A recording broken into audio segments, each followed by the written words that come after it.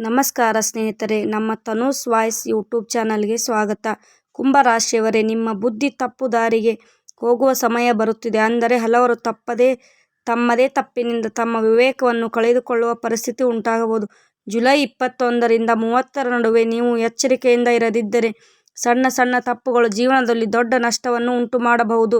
ಆ ನಷ್ಟವನ್ನು ನೀವು ಎಂದಿಗೂ ಮರೆಯುವುದಿಲ್ಲ. ಆದರೆ ನೀವು ಇಂದು ಈ 4 ವಿಷಯಗಳನ್ನು ಅರ್ಥ ಮಾಡಿಕೊಂಡರೆ ಗ್ರಹಗಳ ಅಶುಭ ಪರಿಣಾಮವು ನಿಮಗೆ ಹಾನಿ ಮಾಡಲಾರವು ಮತ್ತು ಶತ್ರುಗಳು ನಿಮ್ಮನ್ನು ಕೆಡವಲಾರರು.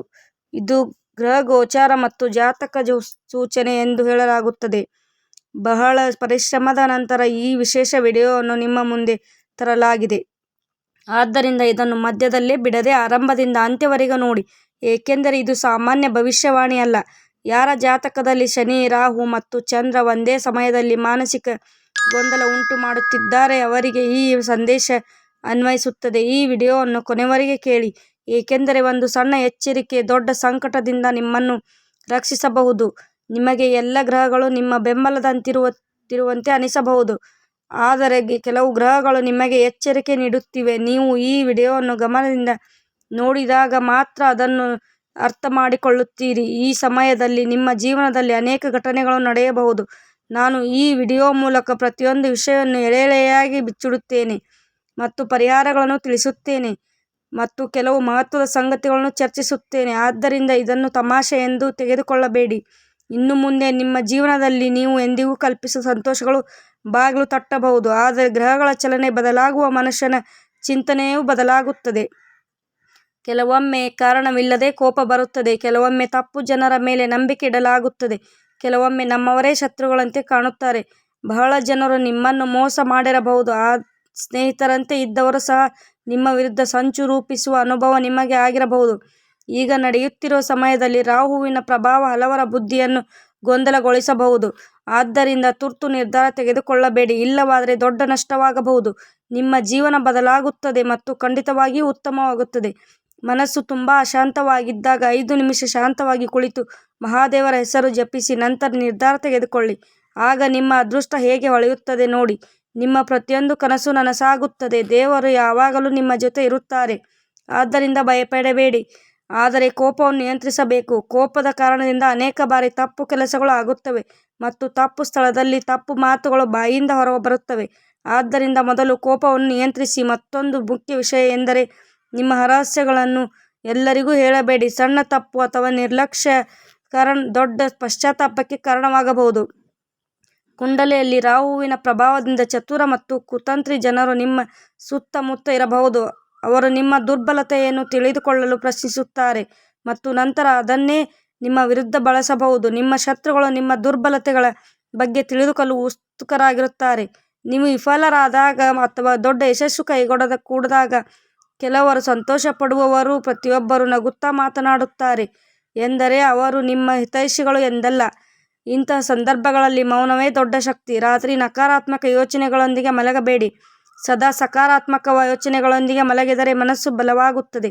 ಮನಸ್ಸಿನ ಮೇಲೆ ಹಿಡಿತ ಸಾಧಿಸಿ ಯಾರೂ ನಿಮ್ಮನ್ನು ಹಾನಿ ಮಾಡಲಾಗದು. ಚಂದ್ರನು ಮನಸ್ಸಿನ ಕಾರಕ ಗ್ರಹ ಎಂದು ಹೇಳಲಾಗುತ್ತದೆ. ಚಂದ್ರ ದುರ್ಬಲವಾಗಿದ್ದರೆ ಭಯ, ಒತ್ತಡ ಮತ್ತು ಅಶಾಂತಿ ಹೆಚ್ಚಾಗಬಹುದು. ಮಲಗುವ ಮೊದಲು ಜಗಳ, ಭಯ ಅಥವಾ ನಕಾರಾತ್ಮಕ ವಿಷಯಗಳಿರುವ ವಿಡಿಯೋಗಳು ಅಥವಾ ಚಿತ್ರಗಳು ನೋಡಬೇಡಿ.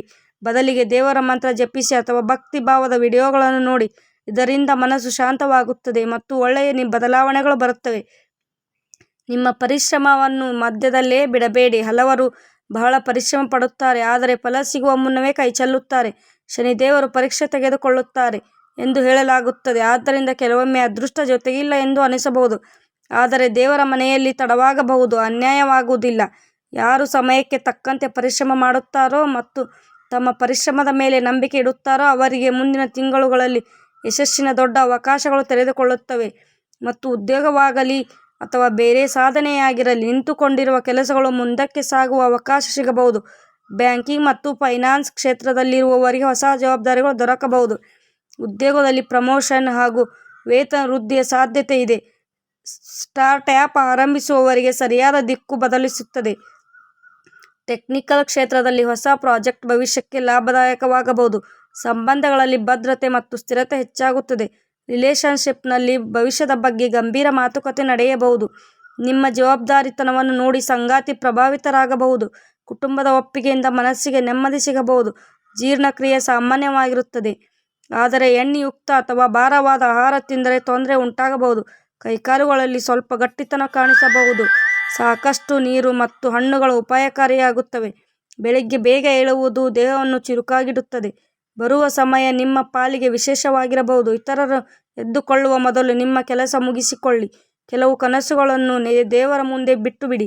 ದೇವರು ನಿಮ್ಮೊಂದಿಗೆ ಅನ್ಯಾಯ ಮಾಡುವುದಿಲ್ಲ. ನಿಮಗೆ ದೇವರು ನಿಮ್ಮ ಮಾತು ಕೇಳುತ್ತಿಲ್ಲ ಎನ್ನಿಸಬಹುದು, ಆದರೆ ಅವರು ಸಮಯ ಬಂದಾಗ ಫಲ ಕೊಡುತ್ತಾರೆ. ಈ ಸಮಯವು ವಿಧಿಯ ವಿಶೇಷ ಆಟದಂತಿದೆ. ಮುಂದೆ ಬಹಳ ಸಂತೋಷ ಸಿಗಬಹುದು, ಆದ್ದರಿಂದ ದುಃಖದಲ್ಲಿರಬೇಕಾದಾಗ ಅಗತ್ಯವಿಲ್ಲ. ಕುಂಭರಾಶಿಯವರೇ, ಗ್ರಹಗತಿಯ ಪ್ರಕಾರ ಉತ್ತಮ ಸೂಚನೆಗಳಿವೆ. ಕೆಲವು ಒಳ್ಳೆಯ ಘಟನೆಗಳು ಶೀಘ್ರದಲ್ಲಿಯೇ ಸಂಭವಿಸಬಹುದು. ಆರೋಗ್ಯದ ವಿಷಯದಲ್ಲಿ ಸ್ವಲ್ಪ ಜಾಗ್ರತೆ ವಹಿಸಿದರೆ ಉತ್ತಮ ಫಲ ಸಿಗುತ್ತದೆ. ಕುಟುಂಬ ಜೀವನದಲ್ಲಿ ಉತ್ತಮ ಸ್ಥಿತಿ ಮುಂದುವರಿಯಬಹುದು. ಮಹಾದೇವರ ಕೃಪೆಯಿಂದ ನಿಮ್ಮ ಕಾರ್ಯಗಳು ಸಫಲವಾಗಬಹುದು ಮತ್ತು ಶತ್ರುಗಳಿಂದ ರಕ್ಷಣೆ ದೊರಕಬಹುದು.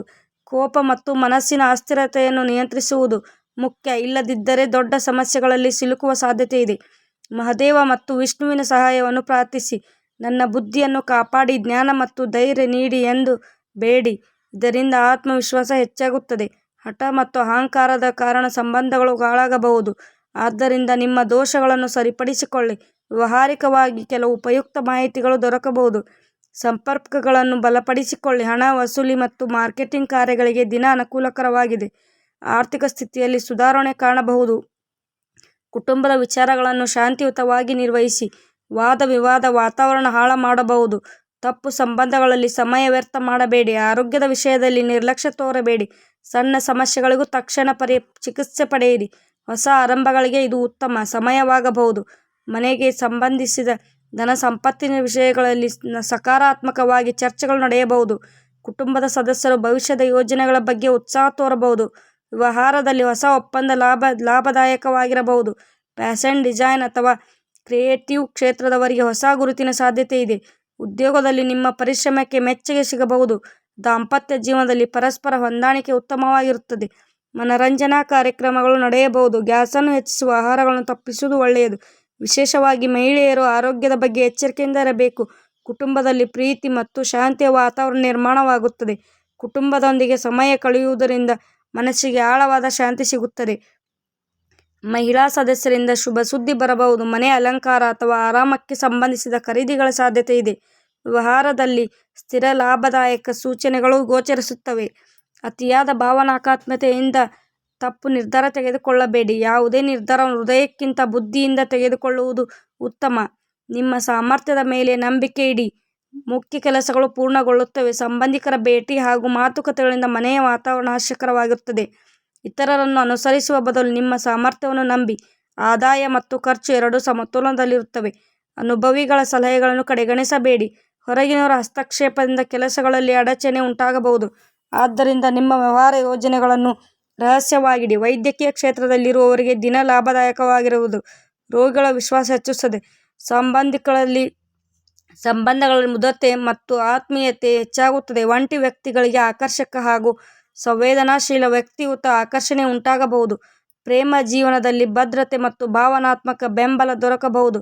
ಭಾರವಾದ ಆಹಾರ ಜೀರ್ಣಕ್ರಿಯೆ ತೊಂದರೆ ಉಂಟುಮಾಡಬಹುದು. ಚರ್ಮದಲ್ಲಿ ಕಾಂತಿ ಇರಬಹುದು, ಆದರೆ ನೀರಿನ ಕೊರತೆ ಒಣತನ ಹೆಚ್ಚಾಗಬಹುದು. ಸ್ನಾಯುಗಳಲ್ಲಿ ಸ್ವಲ್ಪ ನೋವು ಅಥವಾ ದಣಿವು ಕಾಣಿಸಬಹುದು. ಹಗುರವಾದ ವ್ಯಾಯಾಮ ಮತ್ತು ಸಮತೋಲನ ಆಹಾರ ಆರೋಗ್ಯವನ್ನು ಉತ್ತಮವಾಗಿಡುತ್ತದೆ.